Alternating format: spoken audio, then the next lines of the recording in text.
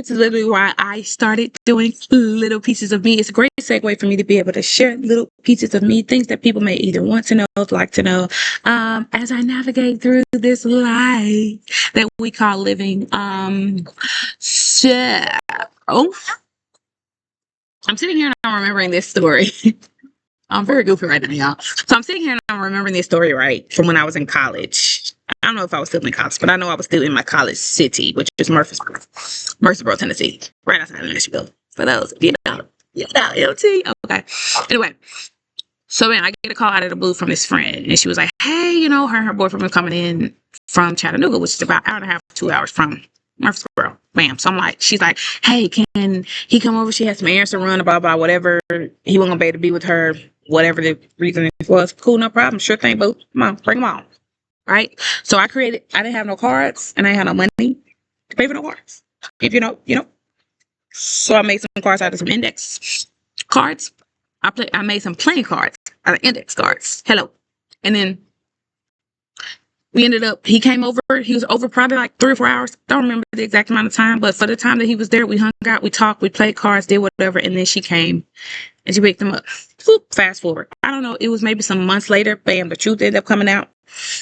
And the reality was, it was all a test. And I remember during the actual incident, or let me not call it an incident, but during that actual flow, I remember thinking, I remember having this feeling of like, there's something more here. It's not just he needs to hang out or he needs somewhere to be for a few hours, blah, blah, blah, whatever. That's a big ass lie. I knew it when I heard it, but cool, no problem. Whatever your story is, you live in it, okay? That's your business, right? But you fast forward months later, and then I found out, okay, it was all a test. She openly admitted to me that she was testing him to see, because she found out, and I guess it was a problem that they were having in a relationship, but she found out that he was attracted to me. And she was trying to test the waters and see if he was going to try to make a move on me, if he was ever alone with me for an extended period of time, whatever have you, right? This bee keeps circling my head, right?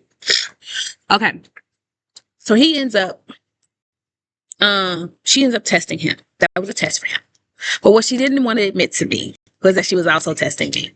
And I don't think it was fully because of her. I think it was other people that were around her that were putting these thoughts and things like that up in her head, that they thought that because I'm beautiful as hell, I'm fine as fuck, and I am literally the definition of a fucking free spirit. I move how I want to move, and I do it not just in a free spirited manner, but I do it with so much peace and ease and joy and fun. There's no rule. I don't necessarily have rules in my life. I abide by spiritual law, universal law.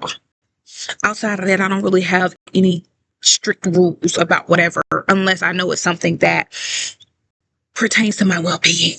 311 on the clock. Yes, it pertains to my well-being, right? And so